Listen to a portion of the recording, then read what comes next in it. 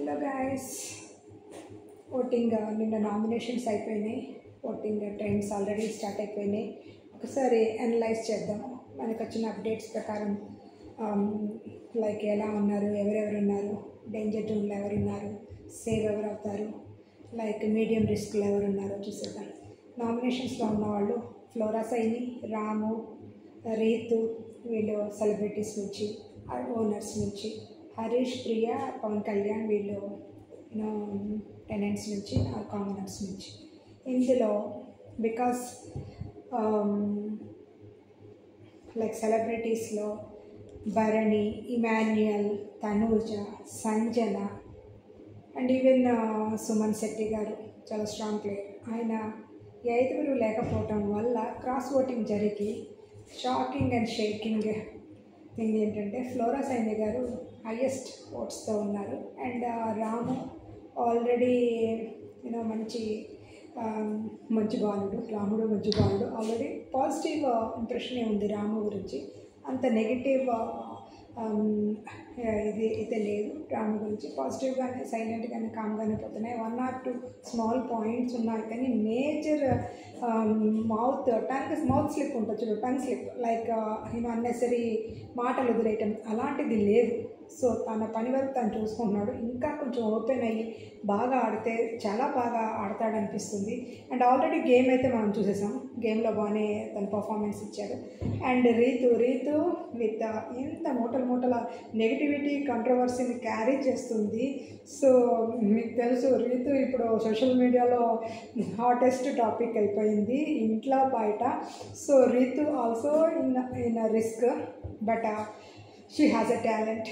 Already తను మీడియాలో ఉంది, ఆల్రెడీ తనకి యాక్టింగ్ ఇదంతా బాగా తెలిసి. సో ఈ వీక్ ఏమైనా పర్ఫార్మెన్స్ చేసి తన పొజిషన్ని తను నిలబెట్టుకుంటుందా మనం చూడాలి. అండ్ హరీష్, ప్రియా, పవన్ కళ్యాణ్. హరీష్ గారు యావరేజ్గా ఉన్నారు, ఇప్పుడైతే రిస్క్లో లేరు ఎట్ ద మూమెంట్. సో కొంచెం బిగ్ బాస్ అయితే పుష్ చేశాడు, హరీష్ని సపోర్ట్ చేశారు, అదైతే ఒప్పుకోవాల్సిందే. వైఫ్ని తీసుకురావటం, మాట్లాడటం, అండ్ డాక్టర్స్ సూపర్విజన్లో ఆయన ఫుడ్ తినటం, అండ్ బిగ్ బాస్ ఎలాంటి వార్నింగ్ ఇవ్వకపోవటం, ఆయన చేసే హంగర్ స్ట్రైక్కి ఆయన వెళ్ళిపోతానని బెదిరిస్తే వేరే వాళ్ళకైతే డోర్ తీస్తాను వెళ్ళిపోండి అన్న రోజులు కూడా ఉన్నాయి. కానీ ఈయనకి మాత్రం ఏం చెప్పలే. డెఫినెట్లీ బిగ్ బాస్ టీం మాత్రం హరీష్కి సపోర్ట్ చేసింది. సో ఆయన మీడియం రేంజ్లో ఉన్నాడు, మిడ్ రిస్క్లో ఉన్నాడు. ఆయన అంత రిస్క్లో ఎద్దామంటే ఈ వీక్లో అయితే లేడు. So Priya, welcome back to Priya. Pawan Kalyan ఎలాంటి కంటెంట్ ఇవ్వట్లేదు. అసలు చాలా ఎక్స్పెక్టేషన్స్ ఉన్నాయి ఆడియన్స్కి పవన్ కళ్యాణ్ మీద.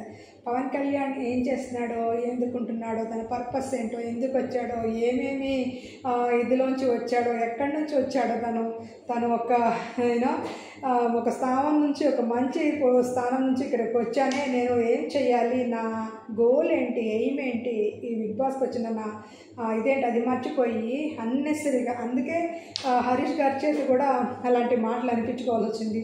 దానిలో తప్పు లేదు, అందులో ఎంతో కొంత నిజం ఉందని మనకు కూడా అందరికీ తెలుసు. సో పవన్ కళ్యాణ్కి ఎక్స్పెక్టేషన్ పెట్టినా ఒక ఛాన్స్ ఇస్తారేమో ఆడియన్స్, అప్పుడే పీకేరు నన్ను అడిగితే.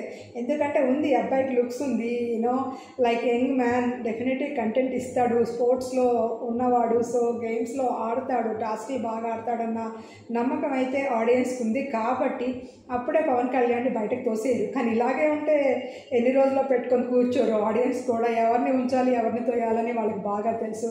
అండ్ ఇప్పుడు Ritu and Priya like danger జోన్లో ఉన్నారు. ఈవెన్ దో రీతు డేంజర్ జోన్లో ఉన్నా కానీ రీతు లైక్ ఇంకా కొన్ని వారాలైతే రీతు ఉంటుంది. రీతు అప్పుడే వెళ్ళిపోదు, ఎలాగోలాగా ఏదో టైప్ ఆఫ్ కంటెంట్ అయితే ఆమె ఇస్తుంది. ఆమె తెచ్చిన పర్పస్ జస్ట్ ఇప్పుడే స్టార్ట్ అయింది, అదే పులిహార కలపడం. ఆమె ఇప్పుడే స్టార్ట్ అయింది, ఈ లోపలనే ఆమె మీదకి రివర్స్ వచ్చింది ఇంత ఫాస్ట్గా. సో కానీ అంటే కలుపుతూనే కొంచెం ఎక్కువ కలిపేసింది. ఎన్నో స్టేజ్లు ఉంటాయి పులిహార, ఆ స్టేజ్లన్నీ దాటుకోకుండా ఫైనల్ ప్రోడక్టే తీసుకొచ్చి పులిహార చేతిలో పెట్టేసినట్టుంది. ఎలా కలపటం, ఎలా స్టెప్ 1, స్టెప్ 2, స్టెప్ 3 అవన్నీ మర్చిపోయింది. ఒకేసారి నేను లాస్ట్ స్టెప్పే మనకి చూపించేసరికి ఆడియన్స్కి డైజెషన్ కాలేదు. ఏంటి ఇంత ఇదిగా ఒక సోషల్ మీడియాలో ఒక ప్లాట్ఫామ్లో ఇంత బిగ్గెస్ట్ నేషనల్ ఇదిలో ఇలా చేయటం ఏంటన్న ఇదిలో వెళ్ళిపోయారు. అండ్ రీతు అను ప్రియా లాస్ట్లో ఉండిపోతారు. ప్రియా విషయానికి వస్తే ఇప్పుడు ఎవరైనా సరే నామినేట్ చేయగానే ఆరు ఎలిమినేట్ అయిన కంటెస్టెంట్ అనలైజ్ చేసుకోవాలి, పోస్ట్ మార్టం చేసుకోవాలి. ఎందుకు వెళ్ళిపోయారు వాళ్ళు, వాళ్ళలో ఉన్న నెగటివ్స్ ఏంటి, పాజిటివ్స్ ఏంటి, ఎందుకు. ఇప్పుడు ఫ్లోరా సైని ఎలాంటి కంటెంట్ ఇవ్వకపోయినా తనకి అంత హార్ష్ వర్డ్స్ లేవు, బ్యాడ్ లాంగ్వేజ్ లేదు, అండ్ అన్నెసరీ ఇంటర్ఫీరెన్స్ లేదు, గైకేని అరవటం లేదు. లాంగ్వేజ్ ప్రాబ్లం అవ్వచ్చు, బట్ స్టిల్ ఆమె కమ్యూనికేట్ చేయగలదు, తను ఎంతో కొంత ప్రయత్నం చేస్తుంది. సో తను వాళ్ళందరూ అనలైజ్ చేసుకోవాలి. మమ్మల్ని ఎందుకు నామినేట్ చేశారని అనుకుంటున్నారు, కానీ వాళ్ళు ఆలోచించాల్సింది కంటెస్టెంట్స్ ఎందుకు వెళ్ళిపోయిన ఇక్కడ నుంచి వాళ్ళు ఒక్కొక్కటి పాయింట్ వాళ్ళు తీసుకొని ఈ వీక్లో ఏం జరిగింది, ఎందుకు వాళ్ళు వెళ్ళిపోయారు, ఎలా జరిగింది, ఇది అయ్యుండొచ్చు అని అంటే ఆ విషయాలు వాళ్ళు చేయకుండా ఆ నెగిటివ్ పాయింట్స్ని వాళ్ళు పాజిటివ్ కన్వర్ట్ చేసుకుంటే బాగుంటుంది. కానీ ప్రియాకు ఒక బ్యాడ్ హ్యాబిట్ ఏంటంటే ఆమె టాంట్ చేస్తుంది, ఓహో అని యాడ్ చేస్తుంది, వ్యంగ్యం, ఒక వెటకారంగా అదైతే ఆమెకు ఉంది. ఆ యాటిట్యూడ్ ఉండొచ్చు, ఫ్రెండ్స్లో ఉండొచ్చు, అండ్ కొలీగ్స్తో ఉండొచ్చు, తన రియల్ లైఫ్లో రిలేటివ్స్తో తను ఇది చేయొచ్చు. కానీ ఇక్కడికి వచ్చి తన పాయింట్ తను చెప్పచ్చు స్ట్రైట్ అవే. శ్రీజ ఆ విషయంలో శ్రీజ ఇస్ ఓకే, పాయింట్ చెప్తుంది, తను దాని గురించి ఫైట్ చేస్తుంది. కానీ టాంటింగ్, ఆ వాయిస్ అది లేదు, ఆ వెటకారం లేదు. ఆ వెటకారం వల్ల ప్రియా ఐ థింక్ చాలా నెగిటివ్ అయిపోతుంది. ఓకే అయితే మీరు చేస్తారా, మరి లేకపోతే మీరు కూడా చేశారు కదా అని అంటే ఎవరన్నా ఒక మాట అంటే దానికి రివర్స్లో వాళ్ళు మీరు కూడా అదే పాయింట్ చేశారని ఆ పాయింట్ పట్టుకొని ఆమె చెప్పేసింది. సో ప్రియా చూడటానికి బాగుంది, మంచిగానే ఆడుతుంది అనిపిస్తుంది. బట్ ఒక బ్యాడ్ మౌత్ ఉంటుంది చూడు, ఒక అన్నెసరీగా ఆర్గ్యూ చేయటం, ప్రతి దాంట్లో తూ ఆ విషయం సార్ సారీ మా సిజ్జు డాగ్ ఎవరో నాక్ చేస్తే అరిచేసింది, sorry for that. And almost ఇంటికి వచ్చాను, నేను మళ్ళీ షూట్ చేయలేకపోయాను. అండ్ సో ఇది ప్రియా విషయంలో జరుగుతున్న విషయం. సో వాళ్ళు ఇంకంతే, ఇంకా అది ఐ థింక్ వాళ్ళు రియలైజ్ అవ్వట్లేదు గేమ్ ఎలా ఆడాలి, ఎక్కడ నెగ్గాలో కాడు, ఎక్కడ తగ్గాలో తెలిసిన వాడే అప్పుడప్పుడు విన్ అవుతాడు, ఎప్పుడూ విన్ అవుతాడు నన్ను అడిగితే. సో అది వాళ్ళకి తెలియట్లేదు, వాళ్ళకి అసలు. అండ్ ఈవెన్ ఇమాన్యుయల్ కూడా అనలైజ్ చేయడం చెప్తున్నాడు శ్రీజాకి చెప్తున్నప్పుడు ఖచ్చితంగా ప్రియాకి కూడా తెలిసింది ఎందుకు వెళ్ళిపోయాడు, అండ్ ఎందుకు మనీష్ మర్యాద అంత తొందరగా ఎగ్జిట్ అవ్వాల్సి వచ్చింది, తను ఎందుకు ఎలిమినేట్ అయ్యాడు అన్న విషయం కూడా చాలా క్లియర్గా ఇమాన్యుయల్ చెప్తున్నాడు. మాటలు వదిలేయటము అది కరెక్ట్ కాదు.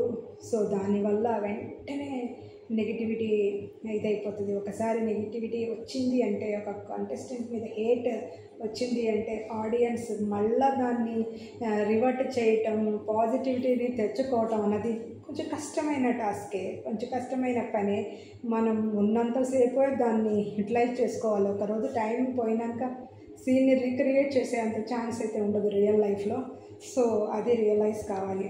Okay, thank you for watching my Bigg Boss updates. Please like, share and subscribe to my YouTube channel Simply Manjula. Thank you.